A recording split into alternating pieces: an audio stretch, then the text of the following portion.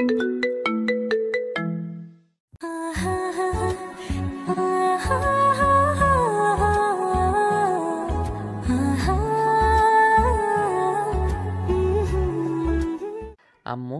ওই আম্মু কোথায় তুমি? তাড়াতাড়ি আমাকে নাস্তা দাও।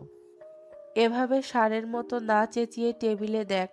আমি তোর জন্য নাস্তা রেডি করে তারপরে এসেছি। আমি তো জানি তুই ঘুম থেকে উঠেই হুলুস-থুলুস শুরু করে দিবি, তাই তো আমি সবসময় তোর জন্য নাস্তা আগে থেকেই রেডি করে রাখি। ও আম্মু, আই এম সরি। আমি আসলে দেখতে পাইনি, তাড়াহুড়ো করেছিলাম তো তাই। যাই হোক, সমস্যা নেই, আমি নাস্তা খেয়ে নিচ্ছি। আর একটা কাজ করো, আমার জন্য দুপুরের খাবার প্যাক করে দাও। আমি তো আবার বাইরের খাবার খেতে পারি না। তুই কি পাগল নাকি মাথা খারাপ? আমি সেটাই বুঝতে পারছি না।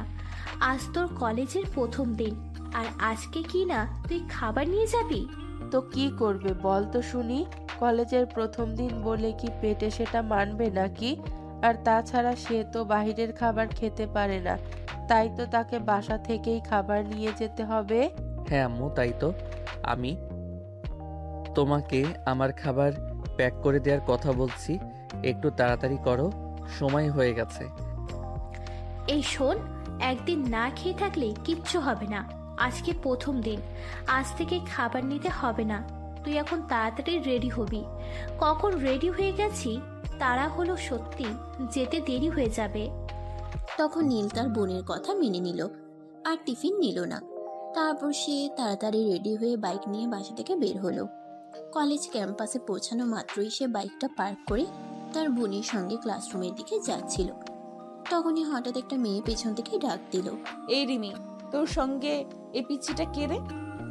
তুই কাকে পিচ্ছি বলছিস? এত বিয়ে করলে কয়দিন পর পিচ্ছির বাবা হয়ে যাবে। একে তোর কোন অ্যাঙ্গেল থেকে পিচ্ছি মনে হয়? বাদ দে সেসব কথা, আগে বল পিচ্চিটা কে? এটা আমার ছোট ভাই, আমাদের কলেজে ভর্তি হয়েছে। আজকে ওর প্রথম ক্লাস, তাই আমি ওকে আমার সঙ্গে নিয়ে এসেছি। সত্যি বলছিস? আসলে তোর ভাই তো অনেক কিউট, তাই আমার তোর ভাইকে ভালো লেগে গেছে।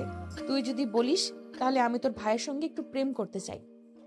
তুই আর জীবনেও ভালো হবি কি না সে ব্যাপারে আমার যথেষ্ট সন্দেহ আছে। আমার ছোট ভাই মানে তোরও ছোট ভাই, আর তুই কিনা বলছিস ওর সঙ্গে প্রেম করবি? আসলেই বোন, তুই পারিসও বটে। থুর, বান্ধবীর ছোট ভাই, সেখানে আবার আমার ভাই হলো কোথা থেকে? তাছাড়া তুই খুব ভালো করেই জানিস আমার নিজের কোনো ভাই নেই, তাই তোকে একটা কথা খুব ভালো করে বলে দিচ্ছি, যাকে ইচ্ছা তাকে আমার ভাই বানাতে যাবি না। ও আচ্ছা, এই ব্যাপার। ঠিক আছে, তোর যা ইচ্ছে তুই তাই কর। আমি তোকে কিছু কেন বলতে যাব? এই নীল, যা, তোকে আমি তোর ক্লাস পর্যন্ত পৌঁছে দিয়ে আসি। ও, তার মানে আমার কিউট বয়ফ্রেন্ডের নাম নীল? যাই হোক, নামটা কিন্তু দারুণ সুন্দর। এতক্ষণ এইসব কিছুই চুপচাপ করে নীল শুনছিল। নিহার কথার কোনো উত্তরই দিচ্ছিল না। বয়ফ্রেন্ড শব্দটা শুনে সে আর সহ্য করতে পারল না, তাই সে পিছন ফিরে তাকিয়ে নেহার দিকে তাকিয়ে তারপর বলল, আমারে কি পাগলে পাইছে নাকি? আপনার মতো বুইড়া ধামড়া মেয়ের সঙ্গে আমি প্রেম করতে যাব? আমার অতটাও খারাপ অবস্থা এখনো হয়নি যে আপনার মতো একটা বুড়ি মেয়ের সঙ্গে প্রেম করতে হবে। ওরে বাবা রে বাবা, আমার পিচ্চি বয়ফ্রেন্ড বলে কি? এই, তোকে আমার কোন অ্যাঙ্গেলে বুড়ি মনে হয়? আমার বয়স সবে মাত্র 19। এই তো সবে আমার যৌবন শুরু হলো, আর এখনই যদি আমি বুড়ি হয়ে যাই তাহলে বাকি জীবনে কি করব? আপু, এসব উগান্ডা মার্কা মেয়েদের সঙ্গে কথা বলতে আমার একদম ভালো লাগছে না। তুই আমাকে আমার ক্লাসরুম পর্যন্ত পৌঁছে দিয়ে আয়। কি রে নীল, তোর এত বড় সাহস? তুই আমার বান্ধবীদের সাথে এরকম আচরণ করছিস কেন? আমার বান্ধবী একটু মজা করে তোকে একটা কথা বলেছে, আর তুই তাতেই এইভাবে রিয়্যাক্ট করছিস কেন? সেটা তুই আমাকে জিজ্ঞাসা না করে তোর বান্ধবীকে জিজ্ঞাসা করলেই তো পারতি। আমি আমার বান্ধবীকে কি জিজ্ঞাসা করতে যাব? আমার বান্ধবী কি তোর সঙ্গে কোনো খারাপ আচরণ করেছে নাকি? তুই তো নিজেই আমার বান্ধবীকে বুড়ি বলেছিস, তাহলে আমার বান্ধবীর দোষটা কোথায় তুই আমাকে বল। আমি তো আর এমনি এমনি তোর বান্ধবীকে বুড়ি বলিনি, এর পিছনে নিশ্চয়ই একটা কারণ আছে। সেটা কি, সেটাই জিজ্ঞাসা কর। রিমি তখন অনেকটাই অবাক হয়েই নেহাকে জিজ্ঞাসা করে আসলে এর পিছনে কারণটা কি। তখন নেহা গতকালকের ঘটে যাওয়া ঘটনাটা খুলে বলে, আর এটা শুনে সবাই হো হো করে হাসতে থাকে। আসলে যে বান্ধবী, তুই এক নাম্বারের একটা লুচ্চা। তুই আর জীবনেও ভালো হবি না। তুই দেখলে একটা ছেলে রাস্তা দিয়ে দৌড়ে হিসু করেছে, আর অমনি ওর উপর হোঁচট খেয়ে পড়ে গেলি, আর পড়ার জন্য কোনো জায়গা পেলি না। তুই আমাকে কেন কথা বলছিস? সেখানে আমার দোষটা কোথায়? বর্ষাকাল, রাস্তা স্লিপ হয়ে আছে, তাই আমি পিছলে পড়ে গেলাম, আর এখানে আমার দোষ কোথায়? না, তোমাদের দুজনেরই কোনো দোষ নেই, সব দোষ আমার। আমি কেন তোর বন্ধু হতে গেলাম, আর কেনই বা এই বদমাস মার্কা ছেলেটার বোন হতে গেলাম? হ্যাঁ আপু, তুই একদম ঠিক কথাই বলেছিস, দোষটা আমার। আমি কেন তোর মতো বোনের ভাই হতে গেলাম? এখন দয়া করে তুই একটু কষ্ট করে আমাকে আবার ক্লাসরুম পর্যন্ত পৌঁছে দে, তারপর আর তোকে আমি কিছুই বলবো না। অতঃপর রিমি আর কোনো কথা না বলে নীলকে তার ক্লাসরুমে পর্যন্ত পৌঁছে দিল, আর এদিকে নেহা নিজের ক্লাসরুমে চলে গেল। সেদিন বিকেল বেলা যখন কলেজ ছুটি হলো, রিমি আর নীল দুজনে বাইকে করে ক্যাম্পাস থেকে বের হতে যাবে, তখনই দেখতে পেল নেহা গেটের বাইরে দাঁড়িয়ে আছে। সেটা দেখে রিমি নেহাকে জিজ্ঞাসা করলো, কি ব্যাপার দোস্ত, তুই এখানে দাঁড়িয়ে আছিস কেন? তোকে আজকে কেউ নিতে আসেনি নাকি? না দোস্ত, এখনো গাড়ি আসেনি। আমি বুঝতে পারছি না কেন এরকম হচ্ছে। ড্রাইভার আঙ্কেল তো প্রতিদিন আমার ছুটির 10 মিনিট আগেই এখানে এসে অপেক্ষা করেন, আর এখন ছুটির পর 10 মিনিট চলে গেছে, এখনো আসার কোনো নামগন্ধ নেই। একটা কাজ কর, তুই একবার তোর ড্রাইভার আঙ্কেলকে ফোন দিয়ে জেনে নে কি হয়েছে। যদি কোনো প্রবলেম হয় তাহলে আমি নীলকে বলবো তোকে তোর বাসা পর্যন্ত পৌঁছে দিয়ে আসতে। একদমই না, আমি পারবো না। আমি যেন তোমার বান্ধবীকে তার বাড়ি পর্যন্ত পৌঁছে দিয়ে আসতে যাব। আমার অনেক কাজ আছে। আমি বাসায় গিয়ে ফ্রেশ হয়ে ঘুমাবো, তারপর সন্ধ্যায় বন্ধুদের সঙ্গে আড্ডা দিতে যাব। হ্যাঁ রিমি, ঠিক আছে, তোরা চলে যা, আমার কোনো প্রবলেম হবে না, আমি যেতে পারবো। আরে তোকে যেটা বলছি তুই সেটা কর। তুই এক্ষুনি তোর ড্রাইভার আঙ্কেলকে ফোন দিয়ে জিজ্ঞাসা কর কোনো সমস্যা হয়েছে কিনা। যদি কোনো সমস্যা হয়ে থাকে তাহলে তুই আমাদের সঙ্গে যাবি। তাছাড়া তোর বাসায় যাওয়ার রাস্তা তো আমাদের বাসার এই দিকে, তোকে নামিয়ে দিয়ে তারপর না হয় আমরা চলে যাব। নেহা তখন রিমির কথা শুনে সঙ্গে সঙ্গে তাদের বাসার ড্রাইভারকে ফোন দিল। ড্রাইভার বলল সে হঠাৎ করেই অসুস্থ হয়ে পড়েছে, তাই সে নেহাকে আনতে যেতে পারেনি। তাই নেহা রিমিকে বলে, দোস্ত, আসলে আমাদের ড্রাইভার আঙ্কেল হঠাৎ করে একটু অসুস্থ হয়ে পড়েছে, তাই আমাকে নিতে আসতে পারেনি। ঠিক আছে, কোনো সমস্যা নেই। তুই একটা কাজ কর, আমার সঙ্গে বাইকে উঠে পড়, তারপর তোকে তোদের বাসার সামনে নামিয়ে দিয়ে আমরা চলে যাব। আরে আপু, আমাদের বাইকটা তো অনেক ছোট, 3 জনে জায়গা হবে না। ওনাকে বলো একটা অটো কিংবা রিকশায় করে চলে আসতে। তাই তুই এরকম কেন? আমার বান্ধবী একটা সমস্যায় পড়েছে, যেখানে তুই হেল্প না করে আরো অন্য একটা পথ দেখিয়ে দিচ্ছিস। কেন কেন করছিস এরকম? বাইকে যথেষ্ট জায়গা আছে, সে আমাদের সঙ্গে যেতে পারবে। তুই ওর কথা না শুনে আমাদের পিছনে বসে পড়তো দেখি। নেহারও তখন আর কোনো উপায় অন্তর না পেয়ে রিমির পিছনে উঠে বসলো। তারপর নীল বাইক স্টার্ট করলো। নেহার বাসার সামনে এসে বাড়ি কি দাঁড় করানোর পর নেহা রিমির কাছ থেকে বিদায় নিয়ে চলে গেল। তখনই নীল রিমিকে উদ্দেশ্য করে বলল, দেখলি তো তোর বান্ধবীটা কেমন অকৃতজ্ঞ। আমি তাকে এত কষ্ট করে নিয়ে এলাম, সে আমাকে একটাবার থ্যাঙ্কস পর্যন্ত বলল না। তোর সঙ্গে কথা বলেই চলে গেল। তো কি করবে? তুই তো আমার বান্ধবীকে নিয়েই আসতে চাইলি না, সেখানে আমার বান্ধবীকে আমি জোর করে নিয়ে এসেছি। তো আমার বান্ধবী তোর সঙ্গে কেন কথা বলতে যাবে? তুইও যেমন শাকচুন্নি, তোর বান্ধবীটাও তেমন পেতনি। এত কষ্ট করে আমি এতটা রাস্তা নিয়ে এলাম দুজনকে নিয়ে, তারপর একটু কৃতজ্ঞতা পর্যন্ত প্রকাশ করলো না, একটু ধন্যবাদ পর্যন্ত দিল না।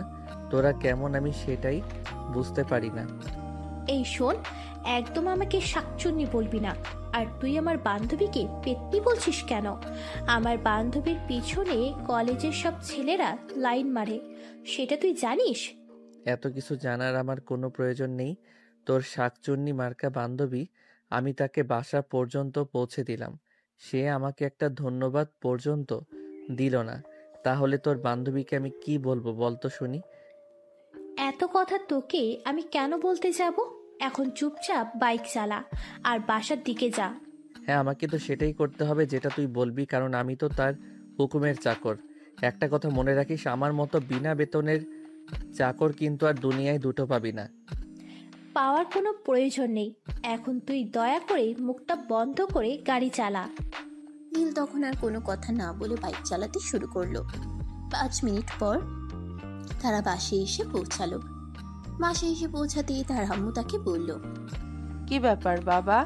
আজ তো তোর কলেজের প্রথম দিন ছিল। আজকের দিনটা তোর কেমন কেটেছে? একদম উড়াধুরা, এর চেয়ে ভালো আর হয় না। আচ্ছা, যাই হোক, তাহলে তো ভালোই হলো। আমি তো আরো ভেবেছিলাম হয়তো উল্টাপাল্টা কিছু করবি কলেজে গিয়ে, কিন্তু ভালো কেটেছে এটা শুনে খুব ভালো লাগছে। তোমার ছেলে আর ভালো কাজ, এটা কখনো হতে পারে? তোমার ছেলে কলেজে গিয়ে আমার এক বান্ধবীর সঙ্গে যা ইচ্ছে তাই ব্যবহার করেছে, এখন আবার বলছে কি না একদম উড়াধুরা তো হবেই, কারণ সে আমার বান্ধবীকে কতগুলো কথা শুনিয়েছে। এই আপু দেখ, একদম ভালো হবে না বলছি, কিন্তু তুই আম্মুর সামনে আমাকে এভাবে কথা বলতে পারিস না। আমি তোর বান্ধবীর সঙ্গে কি করলাম? তোর বান্ধবী তো আমার সঙ্গে খারাপ আচরণ করেছে, তাছাড়া আমি তাকে বাসায় পর্যন্ত পৌঁছে দিলাম, সে আমাকে একটা ধন্যবাদ পর্যন্ত দিল না। তুই এখনো সেই এক কথা নিয়ে পড়ে আছিস? আচ্ছা বলতো, তোর কোনো যোগ্যতা আছে আমার বান্ধবীর কাছ থেকে ধন্যবাদ পাওয়ার জন্য? তুই তো আমার বান্ধবীকে আনতে যাসনি, আমি জোর করে বান্ধবীকে আমার সঙ্গে নিয়ে এসেছি, আর এখন কিনা বলছিস সেটা ধন্যবাদ তোর পাওয়ার ছিল? হয়েছে, আমি বুঝতে পেরেছি আসলে কি হয়েছিল। এখন দয়া করে তোরা দুজনেই দুজনের মুখ বন্ধ কর আর চুপচাপ উপরে গিয়ে ফ্রেশ হয়ে আয়। তারপর আমি তোদের জন্য খাবার তৈরি করছি। অতঃপর ভাই বোন দুজনেই উপরে নিজেদের রুমে চলে গেল। তারপর ফ্রেশ হয়ে ডাইনিং টেবিলে আসলো খাবার খাওয়ার জন্য। খাওয়া দাওয়া শেষ হলে নীল নিজের রুমে চলে গেল। আর একটু ঘুমিয়ে, নীল আসলে একটু ঘুম পাগলা ছেলে, সে যখনই একটু সুযোগ পায় একটু ঘুমাতে চায়। সেই ঘুম ভাঙলো রাত 8টায় রিমির ডাকে।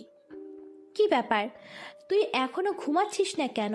আজ তোর কলেজের প্রথম দিন ছিল, তুই বাসায় এসে কই নতুন বই খুলে পড়তে বসবি, সেটা না করে তুই এখন রাত 8টা বাজে এখনো পড়ে পড়ে ঘুমাচ্ছিস? হায় আল্লাহ, এটা তুই কি বলছিস? রাত 8টা বেজে গেছে, আমার তো বন্ধুদের সঙ্গে আড্ডা দিতে যাওয়ার কথা ছিল। এটা কি হলো? আমি এতটাই ঘুমিয়ে পড়েছিলাম যে রাত 8টা বেজে গেল। বিশ্বাস না হলে তুই নিজেই ঘড়ির দিকে তাকিয়ে দেখ, এখন কয়টা বাজে। আমি তোকে বেশ কয়েকবার ডাক দিয়েছি, কিন্তু তুই তো এতটাই ঘুমে মগ্ন ছিলি যে আমার ডাক শুনতে পাসনি। হয়েছে হয়েছে, এখন আর আমাকে পাম দিতে হবে না, কারণ আমি খুব ভালো করেই জানি এই বাড়িতে যদি কোনো একটা শত্রু থাকে তাহলে সেটা তুই। তুই খুব ভালো করে জানতি বিকেলে আমি বন্ধুদের সঙ্গে খেলতে যাব, তাই তো তুই আমাকে ঘুম থেকে ডেকে তুলিসনি যাতে আমি আমার বন্ধুদের সঙ্গে ঘুরতে যেতে না পারি। এই বলতে বলতে নীল ওয়াশরুমে চলে গেল। তারপর ফ্রেশ হয়ে হাত মুখ ধুয়ে পড়ার টেবিলে পড়তে বসলো। আর তখনই সে মোবাইলটা হাতে নিয়ে দেখলো তার বন্ধু তাকে 70টা মিসড কল দিয়েছে। নীল তখনই মনে মনে ভাবতে লাগলো, হায় আল্লাহ, এটা কি হয়ে গেল? এতবার ফোন বাজছিল তাও আমি খুঁজে পেলাম না, এখন তো আমার কপালই খারাপ আছে, না জানি হারামি আমাকে কি বলে, আল্লাহই ভালো জানে। এই বলতে বলতে নীল কল ব্যাক করলো। আর 2-3 বার রিং হওয়ার পরই তার বন্ধু ফোনটা রিসিভ করলো। কি ব্যাপার দোস্ত, আমি সেই কখন থেকে তোকে ফোন দিয়ে যাচ্ছি কিন্তু তুই আমার ফোন তুলছিস না কেন? তাছাড়া তোর তো মাঠে খেলতে আসার কথা ছিল, তুই খেলতে আসিস না কেন? জানিস আমরা সেই কখন থেকে তোর জন্য অপেক্ষা করেছিলাম। আই এম সরি রে দোস্ত, তুই তো খুব ভালো করেই জানিস আমি একটু ঘুম পাগলা টাইপের। কলেজ থেকে এসে খাওয়া দাওয়া করে তারপর ঘুমিয়ে পড়েছিলাম, তারপর যে বেলা কখন কেটে গেল আমি টের পাইনি। সে না হয় বুঝতে পারলাম, কিন্তু তোকে আমি এতগুলো কল দিয়েছি, একজন মানুষ যদি মরেও যেত তাহলে তো আমার কলটা রিসিভ করতো, কিন্তু তুই আমার কল রিসিভ করিসনি কেন? দোস্ত, তুই তো খুব ভালো করে জানিস আমি আমার ফোন অল টাইম সাইলেন্ট রাখতে পছন্দ করি, কারণ তুই তো জানিসই আমার মেসেঞ্জারে সবসময় মেসেজ আসতে থাকে, আর তারপর প্রায়ই আননোন নাম্বার থেকে ফোন আসে। তাই আমি ফোন সাইলেন্ট হয়ে কি, যাতে আমাকে ফোন কোনো বিপদে পড়তে না হয়। তাছাড়া তুই তো খুব ভালো করেই জানিস আমার বাসার অবস্থা, সুযোগ পেলেই সদ্ব্যবহার করে সবাই। আচ্ছা বাদ দে, এখন তুই একটু তোর বাসার নিচে আয়। আমরা তোর বাসার নিচে চায়ের দোকানে বসে আছি, তোকে নিয়ে একসঙ্গে সবাই মিলে চা খাবো, তারপর চলে যাব। নীল তখন আচ্ছা ঠিক আছে এই কথা বলে ফোনটা কেটে দিল। তারপর বাসা থেকে বের হয়ে বাসার নিচেই একটা পায়ের দোকান, সেখানেই চলে গেল। তার বন্ধুরা তার জন্য সেখানে বসেই অপেক্ষা করছিল। সে সেখানে পৌঁছাতেই তার আরেক বন্ধু তাকে বলল, কি রে দোস্ত, আজকে প্রথম দিন কলেজে গেলি, আর আজকে কলেজ থেকে এসে এতটা টায়ার্ড হয়ে পড়েছিলি যে হৃদয় তোকে এতগুলো ফোন দিল, তুই ফোন কল রিসিভ করলি না। আরে দোস্ত, সেরকমটা নয়, আমি ঘুমিয়ে পড়েছিলাম তাই কল রিসিভ করতে পারিনি। এখন বল, আজকের খেলা কেমন হয়েছে? আরে বেটা, তুই না আসলে খেলা জমে না কি? খেলা একদমই ভালো হয়নি। আমরা সবাই তো তোর জন্য অপেক্ষা করেছিলাম, তুই কখন আসবি, তারপর সবাই একসঙ্গে মিলে খেলবো। তুই না আসলে খেলার আনন্দই লাগে না। আই এম সরি রে দোস্ত, কাল থেকে আর বিকালে ঘুমাবো না। বিকেল হলে সময় মতো তোদের সঙ্গে খেলতে চলে আসবো। এখন চল, চা খেয়ে তারপর বাসায় ফিরে যাই। তারপর সবাই মিলে চা আর কলা রুটি খেয়ে সেখান থেকে বাসায় চলে গেল। আর এদিকে বন্ধুদের সঙ্গে আড্ডা শেষ করে বাসায় আসতে আসতেই রাত 10টার মতো বেজে গেল। তখন নিজের আব্বু আম্মু আর রিমি সবাই ড্রয়িং রুমে বসে গল্প করছিল। নীল বাসায় এসে কলিং বেল চাপ দিতেই তার বোন রিমি দরজা খুলে দিল আর তাকে দেখতে পেয়ে বলল, কি ব্যাপার, কোথায় গিয়েছিলে? তুই আর আসতে এত রাত হলো কেন? এই দেখ, তুই সব সময় আমার উপর খবরদারি করবি না। আমি যেখানে ইচ্ছা যাই, সেখানে আমি তোর কাছে দিতে যাব নাকি? নীল, এটা কোন ধরনের আচরণ? আমি তো সেটাই বুঝতে পারছি না। রিমি তোমার বড় বোন হয়, সে তোমার কাছে কৈফিয়ত চাইতেই পারে, তাই বলে তুমি এরকম আচরণ করতে পারো না? হ্যাঁ, আমার বড় হয়েছে বলেই তো আমার মাথা কিনে নিয়েছে। এখন সে যা ইচ্ছে তাই করবে, আমি তাকে কিছুই বলতে পারবো না। তার ইচ্ছে মতে সবকিছু হবে, তাই তো? এরকমটা তোমাকে কেউ বলেনি, তুমি নিজেই বলছো। রিমি তোমার বড় বোন, সেটা তুমি ভুলে যাও কেন? সে তোমাকে কোনো কিছু জিজ্ঞাসা করতেই পারে, তাই বলে কি তুমি তার সঙ্গে এরকম আচরণ করবে? ওরে বাবা, কিন্তু তুমি আমার হয়ে কথা বলতে এখন তো দেখছি তুমি তোমার মেয়ের পক্ষ নিয়ে কথা বলছো। দিতে হয়, আর এখন তুমি সেটাকে সাপোর্ট করছো। এটা কিন্তু তোমার কাছ থেকে কখনোই আশা করিনি। বলতে বলতে নীল নিজের রুমে চলে গেল। তারপর বই নিয়ে পড়তে বসলো। আর তার ঠিক কিছুক্ষণ পরেই রিমি তাকে ডাকতে গেল। ওই, তোর পড়া শেষ হয়েছে? সবাই খাবার টেবিলে অপেক্ষা করছে, তুই খাবার খেতে আয়। বলেই রিমি সেখান থেকে চলে গেল। এদিকে নীল বেশ কিছুক্ষণ পর পড়া শেষ করে তারপর খাবার টেবিলে গেল। ততক্ষণে সবাই খাওয়া দাওয়া শেষ করে টেবিল থেকে উঠে পড়েছে। তখনই নীলের আম্মু তাকে দেখে বলল, কি ব্যাপার, তুই এখন আবার এখানে এসেছিস কেন? রিমি তো বলল তুই নাকি খাবার খাবি না, তাই আমরা সবাই খাবার খেয়ে নিলাম। এই জন্যই তো বলি, তোমার মেয়ে হলো পৃথিবীতে আমার এক ও একমাত্র শত্রু, যে কিনা আমার সামনে দাঁড়িয়ে মিথ্যা কথা বলতে পারে। আমি কখনো তোমার মেয়েকে বললাম আমি খাবার খাবো না? বলিসনি তো কি হয়েছে? আমি সেই কখন থেকে তোকে ডেকে গিয়েছিলাম, কিন্তু তুই তো কোনো কথার উত্তরই দিলি না। তাই তো আমি ভেবেছিলাম তুই হয়তো খাবার খাবি না। আমি পড়তে বসেছিলাম, পড়া শেষ না করে কি আমি খাবার টেবিলে চলে আসবো নাকি? এই তো সবে আমার পড়া শেষ হলো, আর আমি খাবার টেবিলে আসলাম। এসব ফালতু কথা বাদ দিয়ে এখন বলো, আমার জন্য কোন খাবার অবশিষ্ট আছে নেই? তুই ইদানিং কেমন যেন হয়ে যাচ্ছিস, কোনো কথাই তোর আমার ঠিক সুবিধার মনে হচ্ছে না। তুই কেমন যেন সব সময় তেরা মেরা কথা বলিস, এমন কেন করছিস বল তো শুনি? আছে কি নেই? আমি আবার কি করলাম? আমি চুপচাপ বসে পড়ছিলাম, তোমার মেয়ে আমাকে খাবার খেতে আসতে বলল। আমি পড়াটা শেষ করে টেবিলে আসার আগেই তোমরা সবাই খাবার খেয়ে নিয়েছো। এখন কি আমি একা একা খাবার খাবো নাকি? ঠিক আছে, সমস্যা নেই, তুই খাবার খা। আমি এখানে বসে আছি। আর নেহাত তোকেও বলছি, এবার তো বড় হয়েছিস, এবার একটু বুদ্ধি শুদ্ধি নিয়ে চলিস। নেহা তখন তার আম্মুর কথার কোনো উত্তর না দিয়ে মুখ ঢেকে একটা ভেঙচি মেরে সেখান থেকে চলে গেল। নীল খাবারটা খেয়ে নিল আর তারপর নিজের রুমে গিয়ে শুয়ে ঘুমিয়ে পড়ল। সকালবেলা ঘুম ভাঙলো তার আম্মুর ডাকে। কি রে নীল, তুই এখনো ঘুম থেকে উঠছিস না কেন? তুই কি কলেজে যাবি না নাকি? কি রে নীল, তুই এখনো ঘুম থেকে উঠছিস না কেন? তুই কি কলেজে যাবি না নাকি? আরে এটা তুমি কি বলো? আমি কলেজে যাব না কেন? এটা সবেমাত্র কলেজে ভর্তি হলাম। আর এখনই যদি কলেজ কামাই করা শুরু করি তাহলে আমার বাকি দিন কি করে যাবে? এখন আগে বলো কয়টা বাজে? এই তো সকাল 8টা বেজে গেছে, 10টায় তোর কলেজ। এখন ঘুম থেকে না উঠলে তুই ফ্রেশ হয়ে নাস্তা করে তারপর যাবি কখন? ওয়েট, তুমি চিন্তা করো না, আমি এক্ষুনি রেডি হয়ে আসছি। এই বলে নীল বিছানা থেকে নেমে আলমারি থেকে কলেজ ড্রেস বের করে তারপর ওয়াশরুমে চলে গেল। ফ্রেশ হয়ে এসে রেডি হয়ে তারপর নিচে গেল সকালের নাস্তা করার জন্য। সকালের নাস্তা করার জন্য টেবিলে যেতেই তার বোন বলল, এইভাবে পড়াশোনা করলে পড়াশোনা হবে না। প্রত্যেক দিন যদি তোকে ঘুম থেকে আর একজনই ডেকে তুলতে হয়, তাহলে তোর পড়াশোনাটা হবে কি করে বল শুনি? তারপরেও তুই বাসায় এসে যখন সময় পাস তখনই ঘুমাস। এইভাবে যদি তুই সারাদিন ঘুমিয়ে পড়তে থাকিস, তাহলে তুই পড়াশোনাটা করবি কখন বল তো শুনি? দেখো আপু, তোমাকে আমি আগেও বলেছি আর এখনো বলছি, তুমি আমার ঘুম নিয়ে একদম কথা বলবে না। আমি তো আর মেয়েদের পিছনে লাইন দিয়ে সময় নষ্ট করি না। আমি তো আমার ঘুমের পিছনে সময় নষ্ট করি।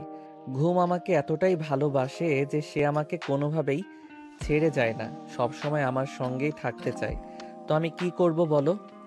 হ্যাঁ, আমিও তো সেটাই বলছি যে তোকে দেখে সেই তোর প্রেমে পড়ে যায় আর তোকে ভালোবেসে ফেলে। যেমন আমার বান্ধবী নেহা, সেও তো তোকে প্রথম দেখাতেই ভালোবেসে ফেলেছে। দেখো আপু, তুমি ওই ফাজিল মার্কা মেয়েটাকে নিয়ে একটাও কথা বলবে না। আমি ওই মেয়েটাকে নিয়ে কোনো কথা শুনতে চাই না। ওই মেয়ে আস্ত একটা ফাজিলের ডিব্বা। সেদিন আমি রাস্তায় দাঁড়িয়ে আমার কাছে ছিলাম, তখনই সে ইচ্ছে করেই আমার উপরে পড়ে গেছে আর কলেজেও আমার সঙ্গে এসব ফাইজলামও শুরু করেছে। আমি এই মেয়েটাকে সহ্য করতে পারি না। কিন্তু এমন না হয়ে যায় যে মেয়েটাকে তোর সারা জীবনই সহ্য করতে হয়। কারণ নেহাকে আমি দেখেছি, সে একদম তোর প্রেমে পড়ে গেছে। তারপর যদি এইভাবে থাকে, তাহলে কিন্তু বেশি দেরি নেই তোর বউ হয়ে এই বাড়িতে আসার। তোদের সব কয়টারই মাথা খারাপ। যেমন তোর বান্ধবীগুলো, ঠিক তেমনি তুই। তোর বান্ধবীগুলো যদি মাথা খারাপ নাই হতো তাহলে আমার মতো একটা জুনিয়র ছেলেদেরকে ক্রাশ খাই নাকি? তোরা ডিগ্রি প্রথম বর্ষে পড়াশোনা করছিস আর আমি এবার সবেমাত্র ইন্টারে। তোদের সঙ্গে আমার 2 বছরের বয়সের ব্যবধান, আর সেখানে তোর ক্লাসের মেয়েরা আমার উপর ক্রাশ খায়। এটা তো পাগলের কাণ্ড ছাড়া অন্য কিছুই হতে পারে না। সে তোর যা ইচ্ছে তুই তাই বলতে পারিস, তাতে আমার কোনো সমস্যা নেই। তবে কথা একটাই, আমার বান্ধবীরা তোর মাঝে কি এমন দেখতে পেল যে সব কয়টা তোর প্রেমে পাগল প্রায় অবস্থা? সেটা তো আর আমি বলতে পারবো না, তবে একটা কথা বলতে হচ্ছে, তোর বান্ধবীরা সবাই এমন ক্রাশ খেয়ে বসে আছে সেটা। তবে একটা কথা বলতে হচ্ছে, তোর বাই কি এমন একটা জিনিস যাকে দেখে তোর বান্ধবীরা সবাই এমন ক্রাশ খেয়ে বসে আছে সেটা তুই বোন হয়ে বুঝলি না। আসলে কথা এটাই ঠিক যে যোগ্য ব্যক্তি ঘরে সম্মান পায় না। আইছে আমার যোগ্য ব্যক্তি, ওনার তো বাড়ির দারোয়ান হওয়ার যোগ্য নাই, আর সেখানে কিনা আমার বান্ধবীদের বয়ফ্রেন্ড হওয়ার যোগ্যতা দেখায়। আসলে আমার বান্ধবীগুলাও যেমন ছেঁচড়া, ঠিক তেমনি তুই। আমার কোনো কাজ না পাওয়া বান্ধবীগুলাই তো তোর মতো বকাটে একটা ছেলের পিছনে লাইন মারে। দেখ আপু, তোকে আমি আগেও বলেছি আর এখনো বলছি, তুই আমাকে বখাটে বলবি না।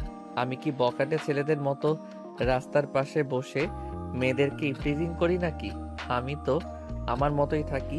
কখনো তো একটা মেয়ের পিছনে 5 মিনিট টাইম ওয়েস্ট করেছি কিনা সেটাও আমার জানা নেই, কারণ আমি যখনই সময় পাই তখনই ঘুমাই, আর আমার প্রেমটা ঘুমের সঙ্গেই জমে। হ্যাঁ, সেখানে কিন্তু আর একটা প্লাস পয়েন্ট আছে।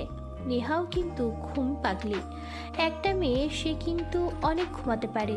একেবারে তার 4-5 দিন ঘুমানোর রেকর্ড আছে। নীল তখন আর সেখানে কোনো কথা বাড়ালো না, কারণ সে বুঝতেই পারলো এখানে যদি সে আরো কথা বলে তাহলে কথাগুলো শুধু বাড়তেই থাকবে আর কমবে না। তাই সে চুপচাপ খাবারটা খেয়ে নিল আর তারপর বাইক নিয়ে বাসা থেকে বের হলো সে আজ রিমিকে না নিয়ে একাই চলে যাচ্ছিল। তখনই পিছন থেকে রিমি তাকে ডাক দিয়ে বলল, কি ব্যাপার, কি হলো? তুই আজ একা একাই চলে যাচ্ছিস কেন? আমাকে কি তোর সঙ্গে নিয়ে যাবি না নাকি? না, আমি তোকে আমার সঙ্গে নিতে পারবো না। আজ থেকে আমার সঙ্গে আমার বন্ধু হৃদয় যাবে।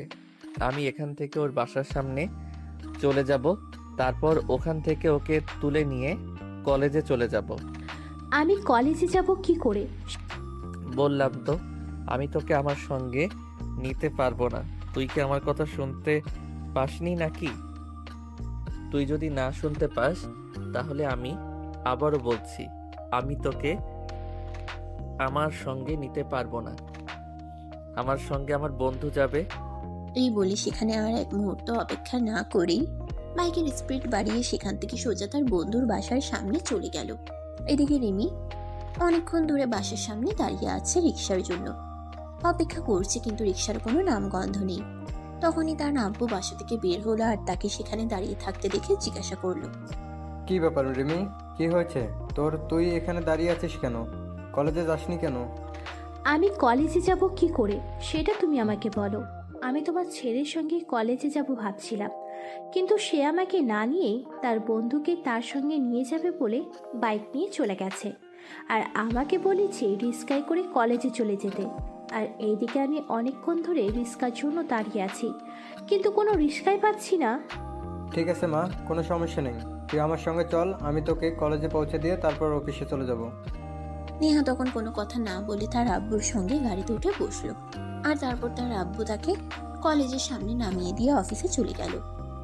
এদিকে নীল তার বন্ধুকে নিয়ে কলেজে এসে ক্যাম্পাসে ঢুকতে না ঢুকতেই নেহার সঙ্গে দেখা হয়ে গেল। ওই আমার কিউট জুনিয়র বয়ফ্রেন্ড, একটু এদিকে আয় তো, তোর সঙ্গে একটু বোঝাপড়া আছে, সেটা সেরে নেই। আমার সঙ্গে আপনার কিসের বোঝাপড়া? আর আপনাকে না আমি বলেছি আপনি আমাকে বয়ফ্রেন্ড বলবেন না। আমি আপনার বয়ফ্রেন্ড নই। আপনি আমার চাইতে বয়সে অনেক বড়। আপনি আপনার বয়সী কাউকে আপনার বয়ফ্রেন্ড বানিয়ে নেন। দয়া করে আমাকে আর এই নামে ডাকবেন না। আরে ওই পিচ্চি শোন, তোকে আমার ভালো লেগেছে আর আমি তোকেই চাই। তাছাড়া আমি অন্য কাউকে কেন আমার বয়ফ্রেন্ড বানাতে যাব? আমি তো বললাম আমি প্রথম দেখাতেই তোর উপর ক্রাশ খেয়ে গেছি, তাহলে অন্য একজনকে বয়ফ্রেন্ড কেন বানাতে যাব বল শুনি। আপনি মাফ করুন আমায়। আপনি কাউকে বয়ফ্রেন্ড বানাবেন কি বানাবেন না সেটা আপনার ব্যক্তিগত ব্যাপার, কিন্তু আপনি আমাকে বয়ফ্রেন্ড বলবেন না, এটা আমার কথা। আমার মতো হ্যান্ডসাম গুড লুকিং একটা ছেলেকে দেখলে যে কোনো মেয়ে আমার সঙ্গে প্রেম করতে চাইবে। আপনিও তার ব্যতিক্রম হতে পারেন না, সেটা আমি খুব ভালো করে জানি। কিন্তু আপনার মতো একটা বুড়ি মেয়ের সঙ্গে প্রেম করতে চাইবে, আপনিও তার ব্যতিক্রম হতে পারেন না, সেটা আমি খুব ভালো করেই জানি। কিন্তু আপনার মতো একটা বুড়ি মেয়ের সঙ্গে আমার প্রেম করতে ইচ্ছে হয় না। আমি তো প্রেম করব আমার সমবয়সী কিংবা আমার চাইতে জুনিয়র কিউট সুইট একটা মেয়ের সঙ্গে।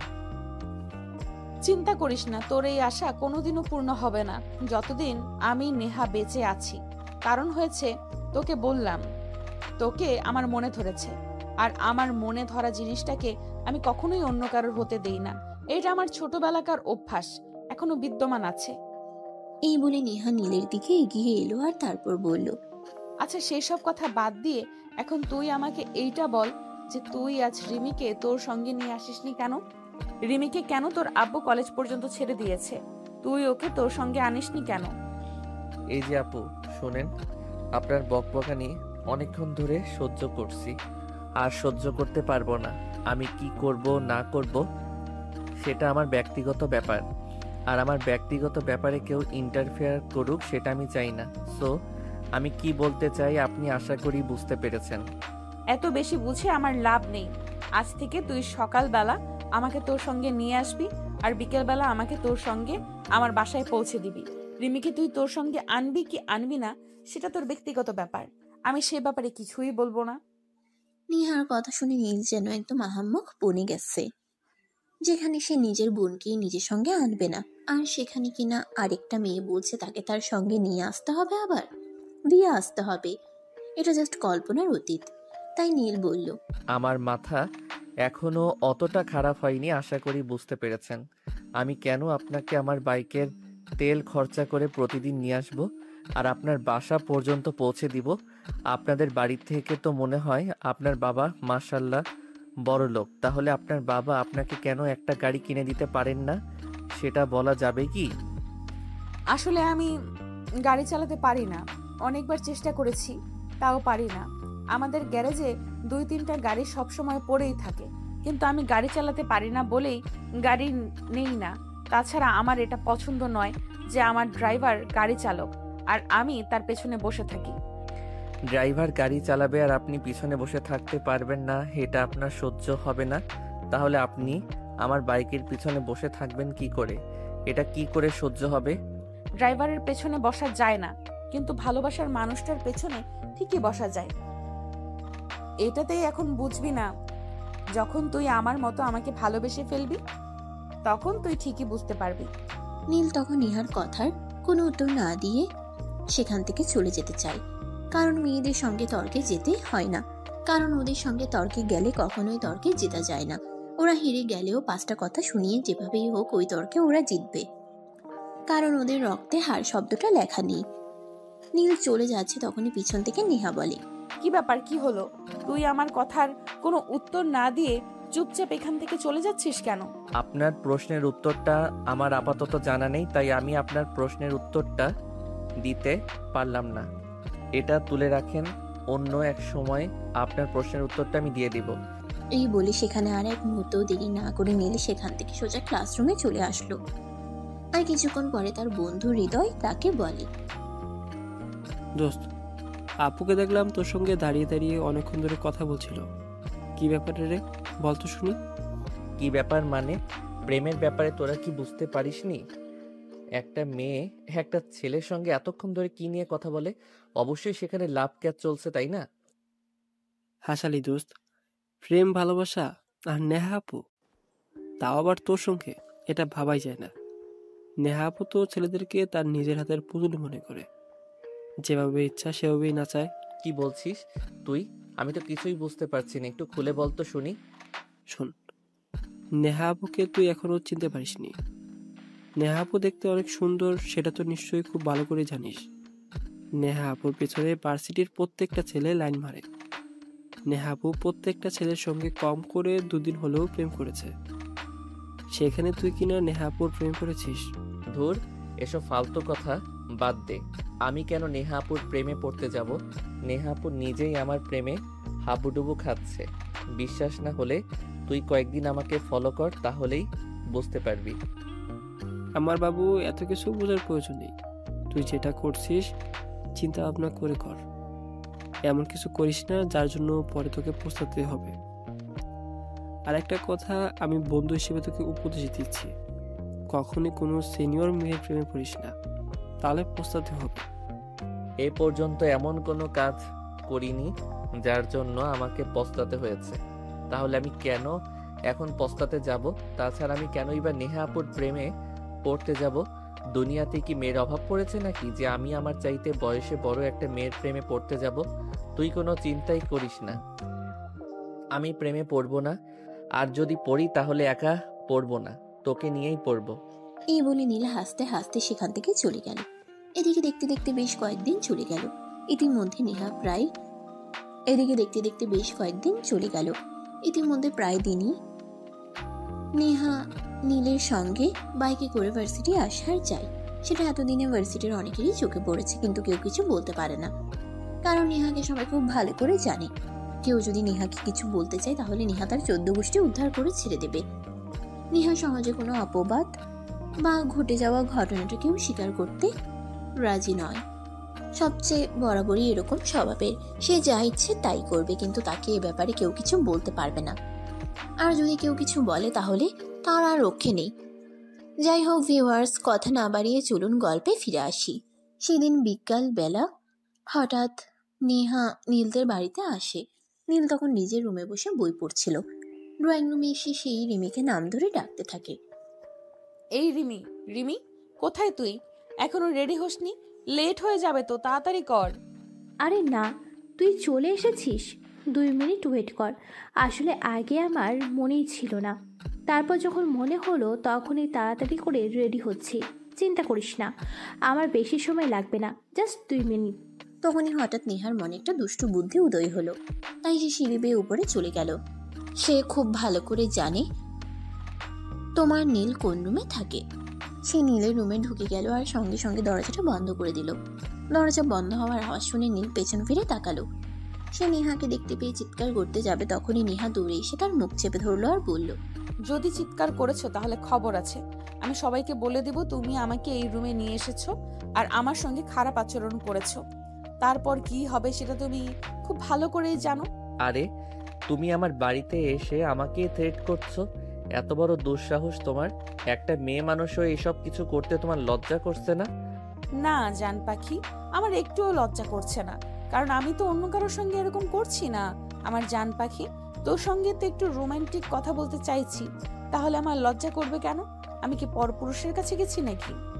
তোমার সঙ্গে আমি কথা বলে পেরে উঠবো না। আমি তোমার বান্ধবীর ছোট ভাই, আর তুমি আমার সঙ্গে এরকম করতে একবারও তোমার রুচিতে বাধে না? বললাম তো তুমি আমার বান্ধবীর ছোট ভাই, আমার আপন ভাই নও, তাহলে আমার রুচিতে বাড়তে যাবে কেন? এখন মুখটা বন্ধ করে আমায় একটু আদর করে দাও, আমি চলে যাই। আর তা না হলে কিন্তু আমি বাড়ির সবাইকে বলে দিব। বলে দিবে মানে? তুমি আমার রুমে এসেছো, নিজেই দরজা বন্ধ করেছো, এখন আবার তোমাকে আদর দেওয়ার জন্য তৈরি করছো, আবার তুমিই বলছো সবাইকে বলে দেবে? হ্যাঁ সেটাই করব। এখন যদি নিজেকে বাঁচাতে চাও তাহলে আমায় আদর দাও, তা না হলে আমি সত্যিই বলে দিব। নীল তখন নিরুপায় হয়ে নেহার গালে আলতো করে একটা ভালোবাসার পরশও এঁকে দিল। কিন্তু নেহা তার গালে ভালোবাসা পেতে চায়নি, সে তার ঠোঁটে ভালোবাসা পেতে চেয়েছিল। তাই সে আর এক মুহূর্ত দেরি না করে নীলকে ছেড়ে দিয়ে তার ঠোঁট দুটো নিজের দখলে নিয়ে নিল আর প্রায় 2 মিনিট ধরে কিস করতে থাকলো। 2 মিনিট পর সে নীলকে ছেড়ে দিয়ে বলল, এইভাবে আদর দিতে হয় বুঝলা? নেক্সট টাইম থেকে যখন আদর চাইতে আসবো তখন এইভাবে আদর দিবা। আমি তো আর 10-12টা প্রেম করিনি, আমার কোনো এক্সপিরিয়েন্স নেই, তাহলে আমি বুঝবো কি করে কাকে কিভাবে আদর করতে হয়? যাই হোক, আজ যা করেছো করেছো, আজকের পর আর কখনোই এরকম করবে না কিন্তু।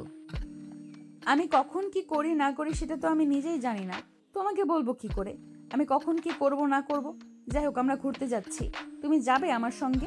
না, তোমাদের সঙ্গে ঘুরতে যাওয়ার কোনো ইচ্ছে আমার নেই, কারণ আমি খুব ভালো করেই জানি তোমরা দুজনেই খুবই গিরিঙ্গিবাজ, কখন কোন ঝামেলা বাজিয়ে দাও তার কোনো ঠিক ঠিকানা নেই। কি বললে তুমি? আমরা গিরিঙ্গিবাজ তাই না? ঠিক আছে দাঁড়াও, আমি তোমাকে দেখাচ্ছি মজা। কিন্তু নীলকে আর কে পায়? সে ততক্ষণে দৌড়ে দরজা খুলে রুম থেকে বের হয়ে ছাদে চলে গেছে। এদিকে রিমি রেডি হয়ে নেহাকে ডাকতেছে।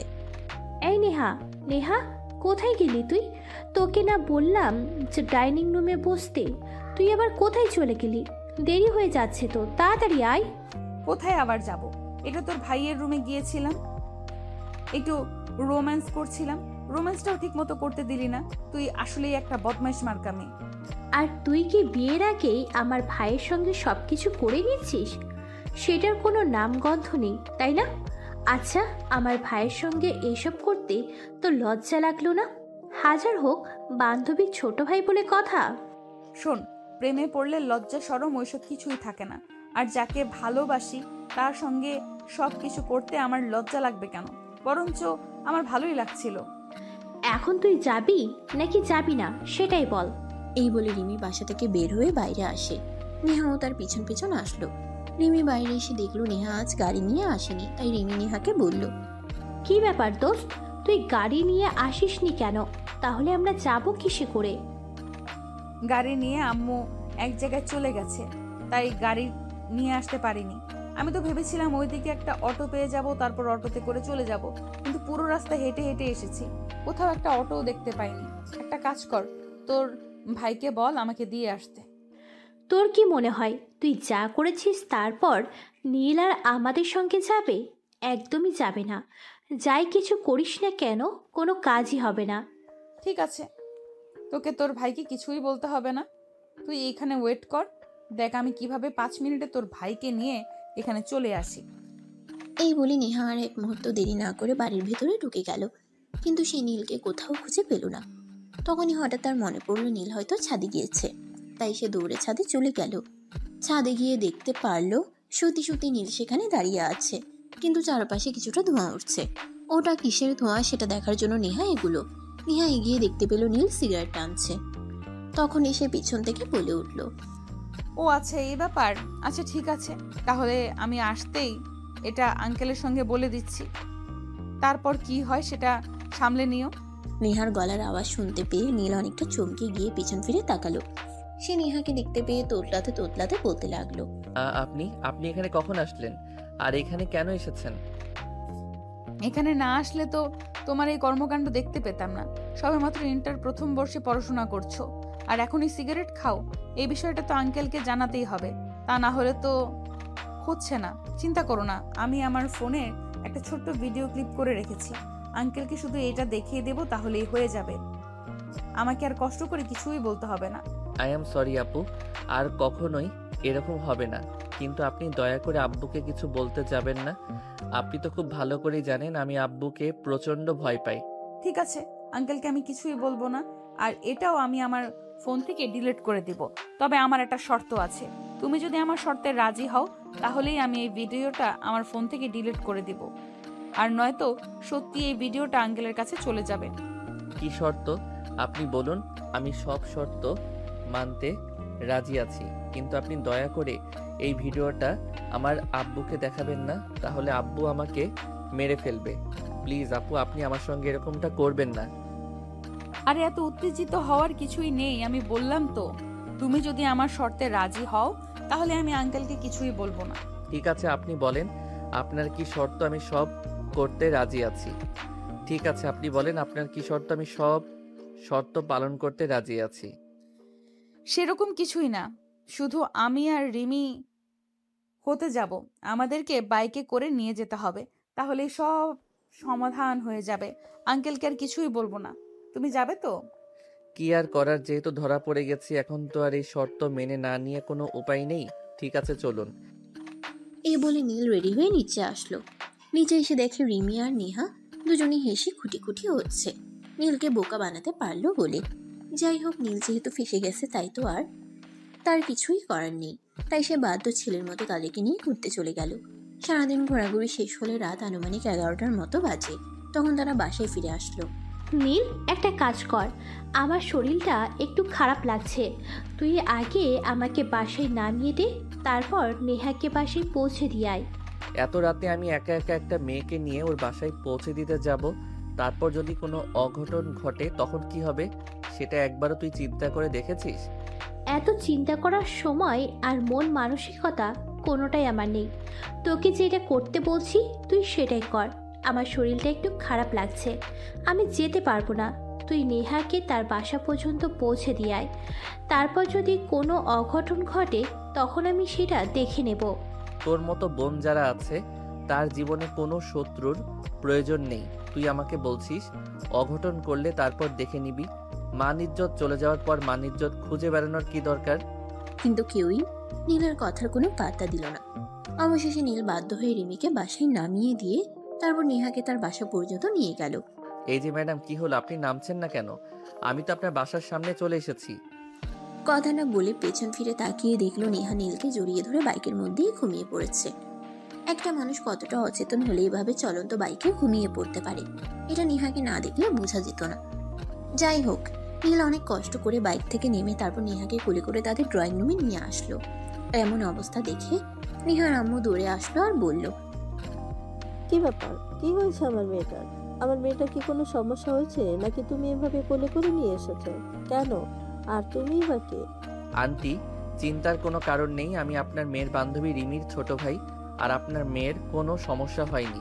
সে চলন্ত বাইকে ঘুমিয়ে পড়েছিল, তাই আমি তাকে ঘুম থেকে না জাগিয়ে কোলে করে নিয়ে আসলাম। আপনি একটু ওনাকে ওনার রুম পর্যন্ত পৌঁছে দিন। ঠিক আছে বাবা, কোনো সমস্যা নেই, তোমাকে ধন্যবাদ, কিন্তু তোমাকে আরো একটা কাজ করতে হবে। আমি তো একা নেহাকে ওর রুমে নিয়ে যেতে পারবো না, তুমি আমাকে একটু সাহায্য করো। নীল তখন কোনো উপায়ান্তর না পেয়ে নেহার আম্মুর সঙ্গে নেহাকে নিয়ে তার রুম পর্যন্ত চলে গেল। কিন্তু সমস্যাটা তখনই হলো, নেহা নীলকে এমনভাবে জড়িয়ে ধরে আছে, কোনোভাবেই ছাড়ছে না। নীল নিজেকে ছাড়ানোর জন্য প্রাণপণ চেষ্টা করছিল, কিন্তু কোনোভাবেই পেরে উঠছিল না। তখনই নেহা ঘুমন্ত অবস্থাতেই বলতে লাগলো, প্লিজ নীল, তুমি আমাকে ছেড়ে এভাবে চলে যেও না। আমার রাতে একদমই ঘুম হয় না তোমাকে ছাড়া। প্লিজ আজকের রাতটা তুমি আমার সঙ্গে থেকে যাও।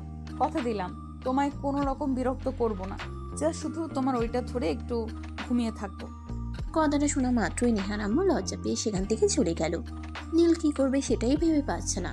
তার তো ইচ্ছে হচ্ছে মাটি এখনই ফাঁক হয়ে যাক আর সে মাটির ভিতরে ঢুকে যাক। তাই সে নেহাকে ধমক দিয়ে বলল, এই অসভ্য মেয়ে, আপনি ছাড়বেন আমাকে? মানুষ কতটা নির্লজ্জ আর বেহায়া হলে এরকম কাজ করতে পারে এটা আমার সত্যি জানা নেই। এই প্রথম আপনাকে দেখে অভিজ্ঞতা নিলাম। নেহা তখন ঘুম ঘুম চোখে একটু তাকিয়ে তারপর বলল, এই তুমি এরকম করছো কেন আমার সঙ্গে? প্লিজ একটু থেকে যাও না আজকের রাতটাই। আই প্রমিস আমি তোমাকে কোনো বিরক্ত করব না। প্লিজ থেকে যাও আজকের রাতটা। এই বলে নেহা নীলকে আরো শক্ত করে জড়িয়ে ধরে ঘুমিয়ে পড়ল। নীল তখন কোনো উপায় আন্তর না পেয়ে বুকের উপরে ঘুমিয়ে পড়ল। কারণ নেহা তাকে এতটাই শক্ত করে জড়িয়ে ধরেছিল যে কোনোভাবেই সে নিজেকে ছাড়াতে পারছিল না। তাই তার এটা করা ছাড়া আর কোনো উপায় ছিল না।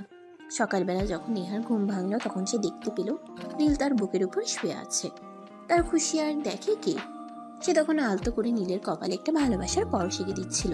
তখনই নীলের ঘুমটা ভেঙে গেল। এই কি করছেন আপনি? আপনার কি একটু লজ্জা করে না? সারা রাত তো একটা ছেলের সঙ্গে কাটিয়েছেন, এখন আবার তাকেই চুমু খাচ্ছেন। আপনার কি লাজ লজ্জা কিছুই নেই নাকি?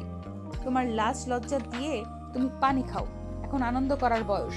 এখন যদি আনন্দ করতে না পারি তাহলে কখন করব সেটা তুমি নিজেই বলো। ম্যাডাম, সকাল হয়ে গেছে। আপনার আনন্দ আপনি পরে করেন, এখন দয়া করে আমাকে ছেড়ে দেন। আমায় বাসায় যেতে হবে। ওদিকে বাসায় কি হচ্ছে আল্লাহ ভালো জানে।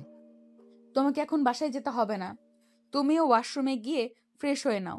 আমি রিমিকে ফোন দিয়ে বলে দিচ্ছি, তারপর তুমি আমাকে নিয়ে কলেজে চলে যাবে। তারপর কলেজ শেষ হলে সেখান থেকেই বাসায় চলে যেও। আপনার মতো আমারও মাথায় সমস্যা হয়নি যে আমি আপনার মতো পাগলামো করতে যাব। আপনি দয়া করে এখন আমাকে ছাড়ুন আর বাসায় যেতে দিন। এই বলে নীল তার শরীরের সমস্ত শক্তি দিয়ে নেহাকে নিজের থেকে ছাড়িয়ে নিল আর তারপর বাসা থেকে বের হয়ে চলে গেল। সে যখন নিজের বাসায় এসে পৌঁছালো তখন আনুমানিক সকাল 7টা থেকে 7:30 হবে বাজে। বাসায় এসে কলিং বেল চাপ দিতেই তার আম্মু এসে দরজা খুলে দিল আর তাকে দেখে এক গাদা প্রশ্ন ছুড়ে দিল। কি ব্যাপার নীল, সারা রাত তুই কোথায় ছিলি? তোকে কতবার ফোন করেছি, তুই ফোন তুললি না কেন? আর একটা বার আমাদের ফোন করে জানালি না পর্যন্ত তুই কোথায় আছিস। কি সমস্যা তোর, বল তো শুনি। তুই কি খুব বেশি বড় হয়ে গেছিস নাকি? আরে বাবা, তুমি যদি এভাবে প্রশ্ন করতে থাকো তাহলে তোমাকে আমি উত্তর কখন দেব? আগে তো উত্তর দেওয়ার সময়টা আমাকে দাও, তারপর তুমি আরেকটা প্রশ্ন করো, তাই না? অতঃপর নীল তার আম্মুকে সমস্ত ঘটনা খুলে বলল। নীলের আম্মু তো এসব কথা শুনে হেসেই খুঁটি হচ্ছে। সেটা বিশ্বাসই করতে পারছে না নেহা এরকম কাজ করতে পারে। যাই হোক, এরপর নীল নিজের রুমে চলে গেল। তারপর ফ্রেশ হয়ে নাস্তা করতে চলে এলো। আর তখনই রিমি নিজের রুম থেকে বের হয়ে নিচে আসলো। কি রে, কি ব্যাপার? শুনলাম তুই নাকি রাতে বাসে আসিসনি, বিয়ের আগে শ্বশুর বাড়িতে চলে যেতে পারলি? দেখো, একদম ফাইজলামো মার্কা কথাবার্তা বলবি না। তুই আমার বোন নামের কলঙ্ক। তুই আমার সঙ্গে এরকমটা করবি এটা আমার কোনোদিন কল্পনাতেও ছিল না। আর তোর বান্ধবী তো একটা উগান্ডারের বংশধর। দেখ, আগে নিজে ভালো হ, তারপর অন্য কাউকে কথা বলতে চাস। তুই নিজেকে সেটা আগে চিন্তা কর। আমার বান্ধবীকে কেন তুই কথা শোনাচ্ছিস? তুই যদি নিজে এত ভালো হতি তাহলে তুই কেন আমার বান্ধবীর সঙ্গে বেড শেয়ার করতে গেলি? এখানে তুই আমার দোষ কোথায় দেখতে পাচ্ছিস সেটাই বল। তোর বান্ধবী তো আমাকে নিজের জামাইয়ের মতো আদর করছিল। সারা রাত বলে তো আমি একটা ছেলে হয়ে থেকে অ্যাভয়েড করি কিভাবে, তাই তো আমিও তাকে আদর ভালোবাসায় ভরিয়ে দিয়ে এলাম। এখন যদি তোর বান্ধবী প্রেগনেন্ট হয়ে যায় তাহলে কিন্তু আমায় দোষ দিস না। ছেলে মেয়েরা বড় হলে বুদ্ধিমান হয়, কিন্তু তোদের মতো বোকা হয় সেটা আমার জানা ছিল না। আমি তোদের মা, আমি এখানে বসে আছি আর আমার সামনে তোদের এইসব কথাবার্তা বলতে একটুও লজ্জা করছে না? লজ্জার কথা তুমি আমাকে কেন বলছো? তোমার মেয়েকে বলতে পারছো না? তোমার মেয়ে যদি তোমার ছেলেকে তার বান্ধবীর হাতে তুলে দিতে পারে, তার যদি লজ্জা না লাগে, তাহলে আমি একটু রোমান্স করেছি, তাহলে আমার কেন লজ্জা লাগবে? এই বলে নীল নাস্তা করে নিজের রুমে চলে গেল। তারপর রেডি হয়ে এসে কলেজে চলে গেল। কলেজে যেতেই তার বন্ধু হৃদয় তাকে ডেকে নিল আর বলল, দোস্ত, একটা কাজ হয়েছে।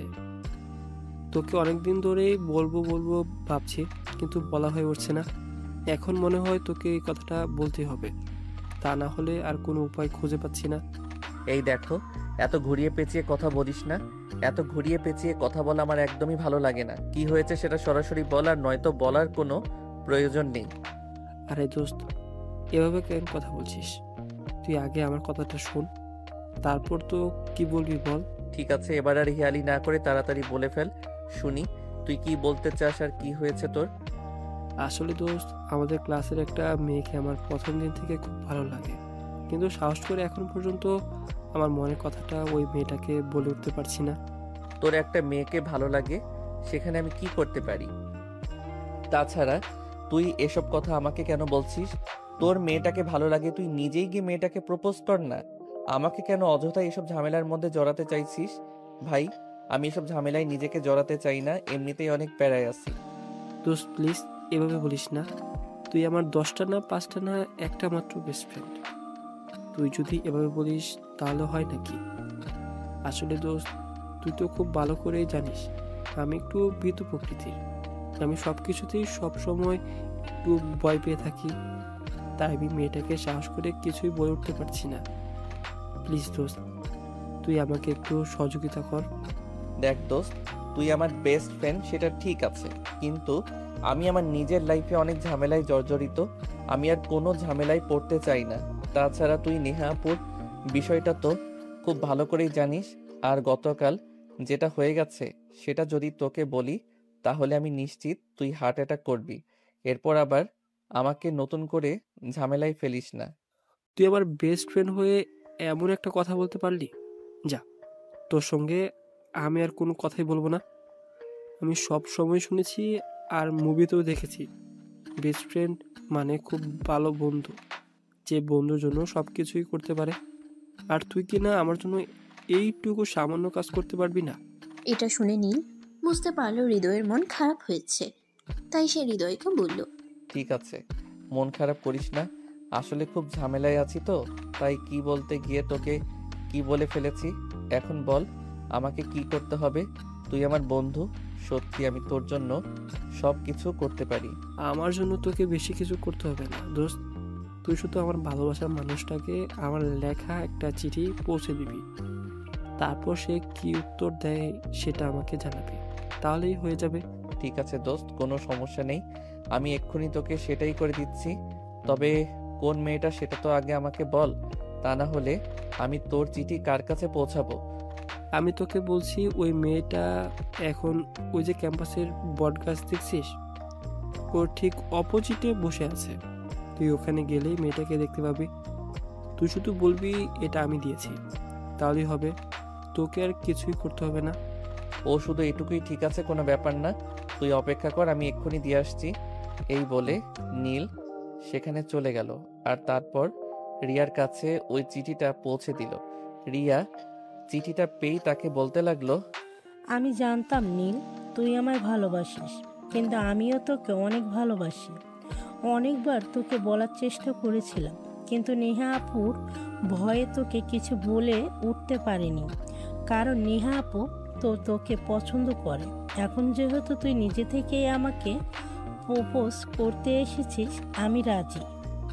এখন আর আমার কোনো ভয় নেই, আমি ভয় পাই না কাউকে। কথাগুলো এক নিঃশ্বাসে রিয়া বলে ফেললো। তখনই নীল তাকে বলল, আরে ওই মেয়ে চুপ করো, তুমি এসব কি আবোল তাবোল বলছো? আমি কেন তোমাকে প্রপোজ করতে যাব? এই চিঠিটা আমার বন্ধুর, এটাই তোমাকে দিতে বলেছে, তাই তোমাকে দিতে এলাম। সে তোমাকে পছন্দ করে, কিন্তু ভয়ে তোমাকে কিছু বলতে পারছে না, তাই আমাকে দিয়ে এটা পাঠালো। এখন তুমি কি উত্তর দিবে সেটা আমাকে জানাতে বলেছে, আমি ওকে বলে দেব। ঠিক আছে, আমি চিঠি পড়ে তারপর উত্তর দেব। তুই এখন যা।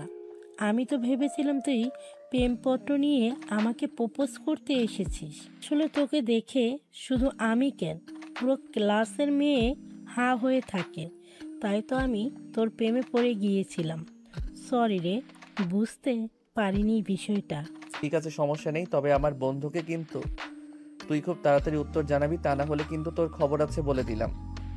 এই কথা বলে নীল সেখান থেকে চলে আসলো। তারপর সোজা ক্লাসরুমে চলে গেল। ক্লাসে এসে হৃদয়কে নিয়ে ক্যান্টিনে কিছু খেতে গেল। তখনই নেহার সঙ্গে তার দেখা হয়ে গেল। দোস্ত, ওই যে নেহা আপু আসছে, মনে হয় তোর সঙ্গে কথা বলবে। আমি এখান থেকে চলে যাই। নেহা আপু আসছে তো কি হয়েছে? তোকে কেন এখান থেকে চলে যেতে হবে?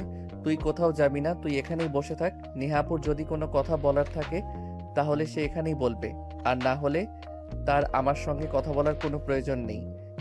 দোস্ত, আমার মনে হয় তুই এখনো সেই খেলেই রয়ে গেছিস। নেহা আপু তোকে ভালোবাসে আর তোর সঙ্গে হয়তো কোনো পার্সোনাল কথা বলতে পারে। সেখানে আমার থাকাটা একদমই ঠিক হবে না। তোরা দুজন কথা বল, আমি ওইদিকে আমার ভালোবাসার মানুষটার সঙ্গে একটু দেখা করে আসি। এই বলে হৃদয় সেখান থেকে চলে গেল। আর তখনই নেহা এসে সেখানে পৌঁছালো। এসে হৃদয়কে এখান থেকে চলে যেতে দেখে প্রশ্ন করলো, কি ব্যাপার? তুমি আর তোমার বন্ধু এখানে বসে খাবার খাচ্ছিলে, আমি এখানে আসছি এটা দেখে তোমার বন্ধু এখান থেকে চলে গেল কেন? সেটা আমাকে কেন জিজ্ঞাসা করছো? তুমি আমার বন্ধুকে জিজ্ঞাসা করলেই তো পারো। তাছাড়া তুমি এখানে কেন এসেছো? আমরা তো এখানে খাবার খাচ্ছিলাম। তুমি কি আমাকে একটু শান্তিতে থাকতে দিবে না? নাকি আমি সেখানেই যাই, নাকি আমি যেখানেই যাই সেখানেই তোমাকে হাজির হতে হবে? কেন তুমি এরকম বলো তো? তুমি আমাকে এইভাবে কেন কথা বলছো? আমি তোমাকে না দেখে থাকতে পারি না, তাই তুমি যেখানেই যাও আমি সেখানেই চলে আসি। তোমাকে না দেখলে আমার ভালোই লাগে না, তাই। আমার মতে কি এমন আছে যেটা তুমি দেখলে থাকতে পারো না? বলো তো শুনি। তুমি কেন আমার সঙ্গে এভাবে পিছনে পড়েছো? তোমাকে তো বললাম তোমার সঙ্গে রিলেশন কন্টিনিউ করা আমার পক্ষে সম্ভব নয়, কারণ তুমি আমার সাথে বয়সে বড় একটা মেয়ে। আমারও মান সম্মান বলতে কিছু একটা আছে। আমি আমার বন্ধুদের সামনে হাসির পাত্র হতে চাই না। আমি ভালোবাসি তোমায়, সেখানে তুমি কেন হাসির পাত্র হতে যাবে? ভালোবাসা একটা পবিত্র জিনিস, এটাকে সম্মান করতে জানতে হয়। ভালোবাসাকে কখনো অবহেলা করতে নেই। যেখানে আমি তোমার ভালোবাসা অ্যাকসেপ্টই করলাম না, সেখানে আবার অবহেলা আসছে কোথা থেকে? শোনা, একটা কথা তোমায় বলছি, তুমি আমার চাইতে বয়সে বড়, জ্ঞান বুদ্ধি আল্লাহ তাআলা আমার চাইতে মোটামুটি ভালোই দিয়েছে। কিন্তু তুমি এমন বোকার মতো কাজ কেন করো বলো তো? তুমি তো দেখতে মাশাআল্লাহ অনেক সুন্দরী, চাইলে যে কোনো বড়লোক বাবার ছেলেকে বিয়ে করতে পারবে। কিন্তু আমার দিকটা বিবেচনা করে দেখো, আমরা মধ্যবিত্ত ফ্যামিলির সন্তান, আমাদেরকে অনেক কিছু চিন্তা করতে হয়। এরপর নীল আরো কিছু বলতে চাইছিল, কিন্তু নেহা তাকে কথার মাঝখানেই থামিয়ে দিল আর বলতে লাগলো, হয়েছে, এবার বন্ধ করো, আর কিছুই বলতে হবে না। আমি জানি এরপর তুমি কি বলবে। তোমাদের বন্ধুদের মধ্যে কি ভালোবাসা নেই? তোমার বন্ধুরা কি কাউকে ভালোবাসে না? তোমার বন্ধুরা কি সারা জীবন মিঙ্গেল থেকে যাবে, কোনো মেয়েকে বিয়ে করবে না? তাহলে তুমি কেন আমায় ভালোবাসতে পারবে না? কি সমস্যা বলো আমাকে শুনি। সমস্যা একটাই, আমার বন্ধুরা তাদের সমবয়সী কিংবা তাদের চাইতে বয়সে ছোট কোনো মেয়েকে বিয়ে করবে, আর আমি কেন আমার চাইতে বয়সে বড় একটা মেয়েকে বিয়ে করতে যাব? এরপর নেহাকে আর কোনো কথা বলার সুযোগ না দিয়ে সেখান থেকে নিয়ে চলে গেল। আর এদিকে নেহা সেখানেই বসেছিল। তখনই রিমি এসে সেখানে উপস্থিত হলো। কি ব্যাপার দোস্ত, কি হয়েছে? তুই এখানে মন খারাপ করে বসে আছিস কেন? আমি সারা ক্যাম্পাসে তোকে খুঁজে এলাম, কিন্তু কোথাও তোকে খুঁজে পেলাম না। তখনই হঠাৎ মনে পড়লো তুই হয়তো ক্যান্টিনে আসছিস, তাই এখানে চলে আসলাম। কিন্তু আমি আসার পরে দেখলাম নীল ক্যান্টিন থেকে বের হয়ে গেল। আর কি তোর কি নীলের সঙ্গে দেখা হয়েছিল নাকি? হ্যাঁ হয়েছিল, আর তার সঙ্গে কথা হয়েছে। আচ্ছা দোস্ত, তুই আমাকে একটা কথা বলতো, কাউকে ভালোবাসা কি পাপ? ভালোবাসা পাপ হতে যাবে কেন? আমরা সবাই জানি ভালোবাসা একটা পবিত্র জিনিস। ভালোবাসা মূল্যবান একটা সম্পদ, যেটা অনেক যত্ন করে আগলে রাখতে হয়। তাহলে তোর ভাই কেন আমার ভালোবাসার মূল্য দিচ্ছে না? আমি তো তোর ভাইকে ভালোবাসি, তাহলে কেন তোর ভাই আমার ভালোবাসায় সায় দিচ্ছে না?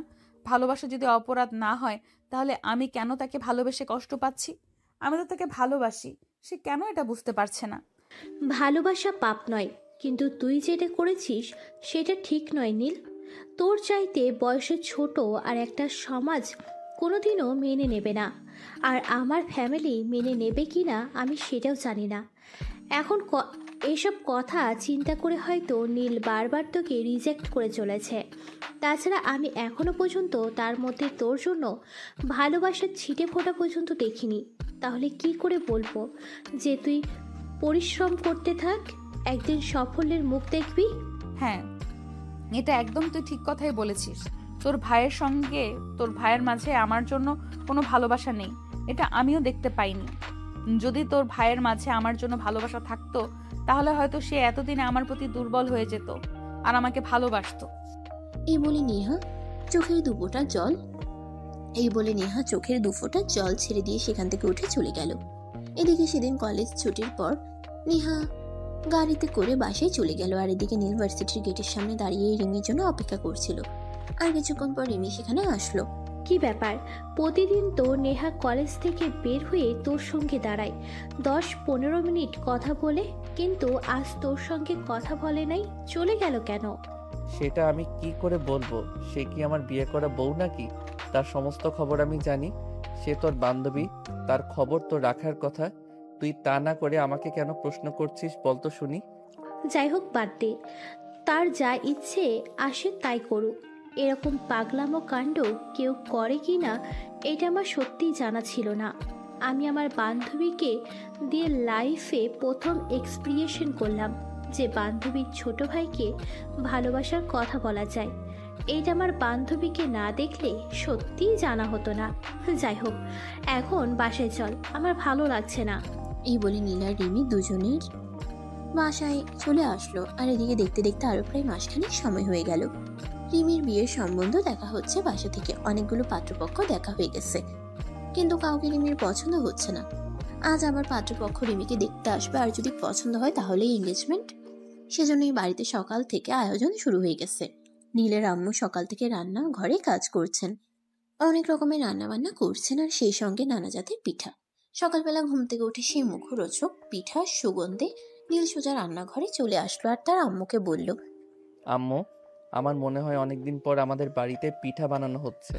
পিঠার সুগন্ধ আমার রুম থেকে পাওয়া যাচ্ছে, তাই তো চলে আসলাম। আমাকে তাড়াতাড়ি একটু খেতে দাও। এটা কোন ধরনের কথা বাবা? আমি সেটাই বুঝতে পারছি না। আজ বাড়িতে মেহমান আসবে, তাই মেহমানদের জন্য পিঠা বানানো হচ্ছে, আর সেখানে তুমি কিনা বলছো আগে তোমাকে পিঠা খেতে দিতে। এই নিয়ে তো 4 বার পাত্রপক্ষ বিদায় হলো। এই মুহূর্তেও তোমার মেয়ের বিয়ে হবে কিনা সেটা তো কোনো নিশ্চয়তা নেই, তাই আমি না খেয়ে থাকতে পারবো না। তাই প্লিজ তাড়াতাড়ি আমাকে খেতে দাও, তারপর তোমার মেয়ের বিয়ে হলে হবে, না হলে নাই। নিজে তো সিনিয়র মেয়েদের আদর নিচ্ছিস, আবার আমার বিয়েতে বাধা দিচ্ছিস কেন? আমারও তো ইচ্ছে করে জামাই নিয়ে একটু রোম্যান্স করতে। কেন রে, আমার সুখের কথা শুনলে তোর কি হিংসা হয় নাকি? তোর বান্ধবীটার যেমন মাথায় সমস্যা, ঠিক তেমনি তোর মাথায় সমস্যা আছে। তা না হলে এরকম কথা কেউ নিজের ভাইকে বলতে পারে? ধুর, ওদের যা ইচ্ছে তোরা তাই কর, আমি তোদেরকে কিছুই বলবো না। শুধুমাত্র একটু পিঠা খেতে এসেছিলাম, আর আমাকে এতগুলো কথা শুনিয়ে দিলে ঠিক আছে, আমি আর পিঠাই খাবো না। এই নিয়ে সব রেখে চলে গেলাম। আমি কিন্তু সারাদিন বাসায় ফিরবো না, আমায় খুঁজতে যাস না যেন। তুই তাহলে এখনো এখানে দাঁড়িয়ে আছিস কেন? তাড়াতাড়ি যা, আমি দরজাটা লাগিয়ে দিয়ে আসি। তা না হলে আবার পাড়ার সবাই পিঠের ঘ্রাণ পেয়ে যাবে, আর সবাই ছুটে চলে আসবে। তখন আর কেউ এটা বুঝতে চাইবে না যে এগুলো আমার শ্বশুরবাড়ির মানুষের জন্য তৈরি করা হয়েছে। কিন্তু নীল কি আর সেসব কথা শুনে? সে একটু খাদ্যপ্রেমিক মানুষ, তাই সে রিমির কথাগুলো কানে না তুলে সেখান থেকে বেশ কয়েকটা পিঠে একটা প্লেটে তুলে নিল, আর তারপর সেগুলো নিয়ে নিজের রুমে চলে গেল। এদিকে রিমি বকবক করতে করতে তার পিছন পিছন আসছিল, কিন্তু নীল তাকে কোনো পাত্তা না দিয়ে সঙ্গে সঙ্গে রুমের দরজাটা আটকে দিল। এদিকে রিমি দরজার বাইরে দাঁড়িয়ে চিৎকার করছে, একে তো পিঠেগুলো নিয়ে চলে এসেছিস, এখন আবার দরজা বন্ধ করেছিস কেন? তুই যদি আমার খাবারে নজর দিতে না পারিস, তাই তো আমি রুমের দরজাটা বন্ধ করে দিয়েছি। কারণ তোকে তো আমার খুব ভালো করেই জানা আছে তুই রান্না করে খেতে পারছিস না। এখানে আমি খাবার নিয়ে এসেছি, তাই তুই আমার খাবারে ভাগ বসাতে চাইছিস। আমি কি তোর মতো পেটুক নাকি যে অন্যের খাবারে চোখ বসাতে যাব? আমি একদমই সেরকম নয়। আমি তোকে নেহার ব্যাপারে কিছু কথা বলতে চাই, তাই এসেছি। দরজাটা খোল। এখন আমি খাবার খাচ্ছি, এখন তুই আমাকে কোনো বিরক্ত করিস না। এখন আমি তোর সঙ্গে কোনো কথা বলবো না, আর তোর ওই মাথা খারাপ বান্ধবীর সম্পর্কে আমি কোনো কথা শুনতে চাই না। এরপর রিমি আরো বেশ কিছুক্ষণ দরজার সামনে দাঁড়িয়ে রইল, কিন্তু সেখানে দাঁড়িয়ে থেকে কোনো কাজ হলো না। নীল আর দরজা খুলল না।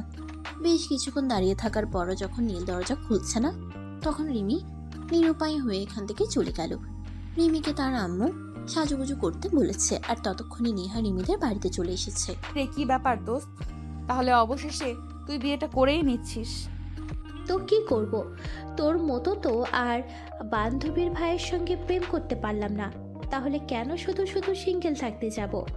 এতটা বয়স হলো এখনো পর্যন্ত একটা বয়ফ্রেন্ড জোটাতে পারলাম না, আর তোর পিছনে সারা কলেজের ছেলেরা লাইন মারে, তাহলে কি আর এখন হবে?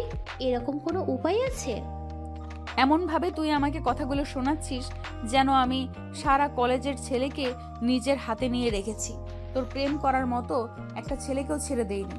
হয়েছে হয়েছে, এখন আর কথা না বাড়িয়ে তাড়াতাড়ি আমাকে রেডি করিয়ে দে।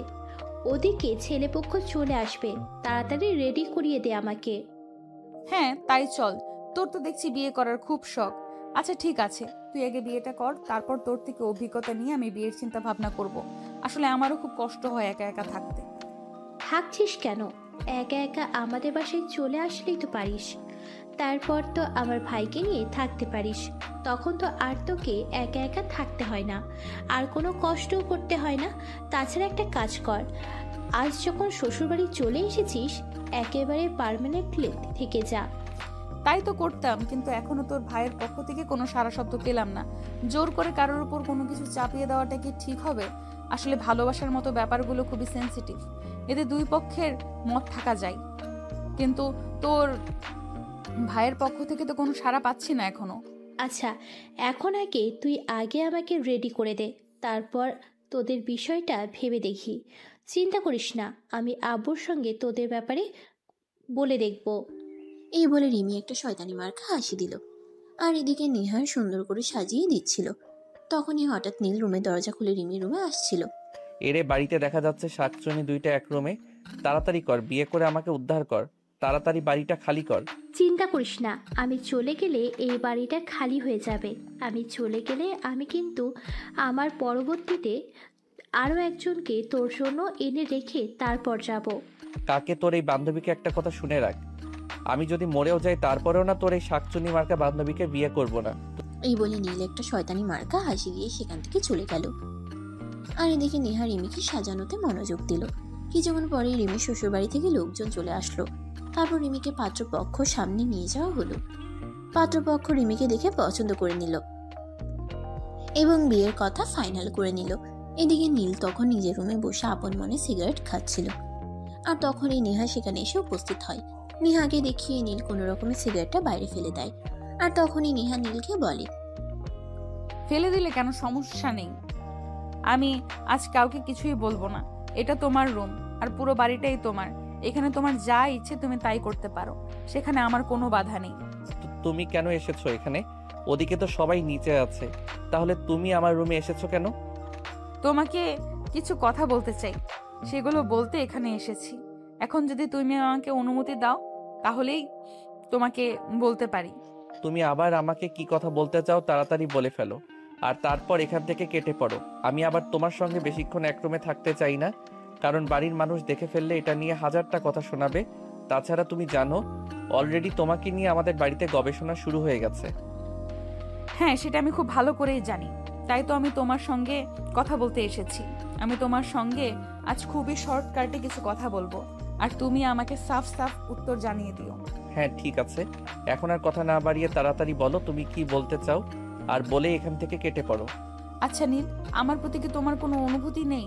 না মানে আমি তোমাকে এটাই বলতে চাইছি যে এই যে আমি তোমাকে ভালোবাসি, তোমার পেছনে পাগলের মতো ঘুরে বেড়াই, সব সময় তোমাকে বিরক্ত করি, এগুলো কি তোমার হৃদয়ে একটুও সাড়া ফেলেনি? নীল প্লিজ একটা বার ভেবে দেখো তুমি আমার ব্যাপারে। আমি তোমায় ভালোবাসি, তোমাকে ছাড়া আমি বেঁচে থাকতে পারবো না। প্লিজ তুমি একটা বার আমাকে নিয়ে একটু গভীর চিন্তা করে দেখো তো, আমি কি তোমার হৃদয়ের কোথাও নিজের জন্য একটুও জায়গা করতে পারিনি? আচ্ছা, আপনাকে তো এর আগে আমি আরো অনেকবার বলে দিয়েছি আপনাকে আমার কোনোভাবেই পছন্দ নয়। আপনার মতো একটা মেয়েকে আমি কোনোভাবেই বিয়ে করব না। আপনি জানেন আমি দেখতে শুনতে মাশাআল্লাহ, চাইলেই করা যায় কোনো মেয়ের সঙ্গে প্রেম করতে পারি। শুধু কলেজে কেন, বাইরেও কোনো মেয়ের অভাব হবে না যদি আমি প্রেম করতে চাই। তাহলে আপনি এখন আবার এসব প্রশ্ন আমাকে কেন করছেন বলেন তো শুনি? শুধুমাত্র এই কারণেই করছে যে আমার মনে হয় তুমিও আমার প্রেমে পড়ে গেছো। কারণ আমি মানুষের চোখের দিকে তাকিয়ে তার চোখের ভাষা বলতে পারি। আমি তোমার চোখে আমার কোনো ভালোবাসা দেখতে না পেলেও তোমার চোখে আমার জন্য কোনো ঘৃণা দেখতে পাই না। তুমি প্লিজ একটা বার দুইটা চোখ বন্ধ করে চিন্তা করে তারপর বলো তুমি আমাকে ভালোবাসো কিনা। পারবো না আমি আপনার জন্য কোনো চিন্তা করতে। আপনি আমার কে হন যে যার জন্য আমি চিন্তা করতে যাব? আমি পারবো না আপনার জন্য কোনো চিন্তা করতে। আপনি এখান থেকে চলে যান, আর তারপর আমার বোনের মতো যে কোনো একটা ছেলেকে ধরে এনে বিয়ে করে নিন, তাহলে এসব ভূত মাথা থেকে চলে যাবে। বিয়ে আর আমি, তাও আবার অন্য কোনো ছেলেকে? এটা তুমি ভাবতে পারলে? কখনোই না এরকমটা। কারণ আমি তো তোমায় ভালোবাসি, তোমাকে ছাড়া অন্য কাউকে বিয়ে করার কথা আমি কল্পনাতেও আনতে পারি না। তো আমাকে এইসব কথা আর কখনোই বলবে না। আমি তোমাকে ভালোবাসি, তোমাকে যদি না পাই জীবনটাই রাখবো না। তাই প্লিজ তোমাকে শেষবারের মতো রিকোয়েস্ট করে বলছি, একবার তুমি নিজের চোখ দুইটা বন্ধ করো, আর তারপর চিন্তা করে আমাকে বলো। নেহার বলা কথাগুলো নীলের মনে একটু নাড়া দিল, তাই নীল নেহাকে বলল, ঠিক আছে, আপনি যখন এত করে রিকোয়েস্ট করে বলছেন, হাজার হোক আপনি আমার বোনের বান্ধবী, তাই আমি আপনার কথাটা রাখতেই পারি। আপনি দাঁড়ান, তাহলে আমি চোখ দুটো বন্ধ করে তারপর আপনাকে বলছি। হ্যাঁ নীল, তুমি তাই করো। চোখ দুটো বন্ধ করে তারপর দেখো তো তোমার চোখের সামনে আমি একবারও আসি কিনা। নেহার কথায় নীল তখন নিজের চোখ দুটো বন্ধ করলো আর নিজের আবেগ দিয়ে সুমুলোটার চিন্তা করতে শুরু করলো। তখনই নীল তার চারপাশে শুধু নেহাকেই দেখতে পেল। প্রায় 5 মিনিট চোখ বন্ধ রাখার পর সে নেহাকে টান দিয়ে নিজের বুকের সঙ্গে মিশিয়ে নিল আর তার কানের কাছে মুখ রেখে বলল, আই লাভ ইউ। আমিও তোমায় ভালোবাসি, কারণ আমি আমার চারপাশে শুধু তোমাকেই দেখতে পাই। চোখটা বন্ধ করার পর 1 সেকেন্ডের জন্যেও আমার চোখের সামনে অন্য কারো মুখ ভেসে ওঠেনি। তার মানে আমি সত্যি তোমায় ভালোবাসি। আমার মনের সম্পূর্ণটা জুড়ে শুধু তুমিই রয়েছো, সেখানে অন্য কেউ এখনো পর্যন্ত বাসা বাঁধতে পারিনি। I love you too. আমিও তোমায় অনেক বেশি ভালোবাসি। তাই তো তুমি আমাকে এইভাবে অবহেলা করার পরও বারবার আমি তোমার কাছেই ফিরে এসেছি, কারণ আমি জানতাম তোমার মনের মণিকোঠায় আমার জন্য একটু হলেও জায়গা আছে, যেখানে আমার জন্য ভালোবাসা রয়েছে। হলে সিনিয়র বউ, নিচে চলো, সবাইকে গিয়ে আমাদের ভালোবাসার কথাটা জানিয়ে দেই। তারপর পরিবারের সম্মতি নিয়ে বিয়ের কাজটা সেরে ফেলি। আসলে ভালোবাসার মানুষ ছাড়া বেশি দিন থাকা যায় না। হ্যাঁ, আমি তো তোমাকে সেটাই বলতে এসেছিলাম। আসলে রাতে একা একা ভালো ঘুম হয় না। পাশে কেউ ঘুমালে কিংবা কাউকে জড়িয়ে ধরে ঘুমালে ঘুমটা ভালো হতো। তাই তো আমি তোমাকে নিজের করে পেতে চাই। এই বলে নীল আর নেহা দুজন এই রুম থেকে বের হয়ে নিচে চলে গেল। অপরদিকে রিমির শ্বশুরবাড়ির লোকজন ততক্ষণে সমস্ত কথাবার্তা শেষ করে চলে গেছে। তখনই রিমির আম্মু রিমিকে জিজ্ঞাসা করলো, কি ব্যাপার, নেহাকে কোথাও দেখতে পাচ্ছি না কেন? সেই কখন থেকে আমি নেহাকে খুঁজতেছি, কিন্তু কোথাও নেহাকে খুঁজে পাচ্ছি না। হয়তো তোমার ছেলের ঘরে আছে, আর যাবে কোথায়? হয়তো সেখানে তোমার ছেলের সঙ্গে চুটিয়ে প্রেম করছে, আর এদিকে আমরা কাজ করে মরছি। আসলে আমি ওদের ব্যাপারটা বুঝতে পারলাম না। ওরা যদি দুজন দুজনকে ভালোবাসে তাহলে সেটা আমাদেরকে বলছে না কেন? তাহলেই তো আমি তাদের দুজনকে এক করে দেওয়ার বন্দোবস্ত করি। বলবে কি করে? নেহাই সেই কতদিন ধরে তোমার ছেলের পিছনে পড়ে আছে, কিন্তু তোমার ছেলের পক্ষ থেকে তো কোনো সাড়া শব্দ পাচ্ছে না। আসলে কি বলতো, নেহা সত্যিই নীলকে অনেক বেশি ভালোবাসে। তাই নীল এইভাবে অ্যাভয়েড করার পরেও নেহা তাকে ছেড়ে যাচ্ছে না। কিন্তু তোমার ছেলে কেন এরকম করছে আমি সেটাই বুঝতে পারছি না। হয়তো এই কারণেই যে নেহা তার চাইতে বয়সে বড়, সে ভেবেছে হয়তো এই সম্পর্কটা আমরা মেনে নেব না। নয়তো মনে মনে হয়তো এটাই চিন্তা করেছে সমাজের মানুষকে বলবে। কিন্তু আমার বোকা ছেলে এখনো বুঝতে পারো না তার মন কি চায়। তার মন যদি বলে যে সে নেহাকে নিয়ে সুখী হবে, তাহলে তো তার সেটাই করা উচিত। চারপাশে কি হলো না হলো সেদিকে একটা চোখ দেওয়ার কি আছে? আমি সেটাই বুঝতে পারি না। হ্যাঁ, তুমি একদম ঠিক কথাই বলেছ। আমাদের উচিত আমার নিজের মন কি বলে সেটাই চিন্তা করা। চারপাশে কে কি বললো না বললো তাতে আমাদের কি এত মাথা ব্যথা আছে? আমরা তো আমার চারপাশের মানুষকে নিয়ে সংসার করব না। তাছাড়া আমরা যদি কষ্টে থাকি তাহলে চারপাশের মানুষ আমাদের সেই কষ্টটা লাভ অফ করবে না। আমাদের এই কষ্টটা নাটক করার জন্য শুধু আমাদের পাশের মানুষটাই থাকে, তাহলে আমরা কেন চারপাশে চিন্তা করতে যাব? কথাগুলো শুনতে শুনতেই নীল আর নেহা দুজনেই সিঁড়ি দিয়ে নিচে নামছিল। তখনই নীল বলল, হ্যাঁ, তুই একদম ঠিক কথাই বলেছিস। আমি এখন আর চারপাশের মানুষের কথা চিন্তা করব না। এখন থেকে আমার মন আমাকে যেটা করতে বলবে আমি সেটাই করব। আমি নেহাকে বিয়ে করব।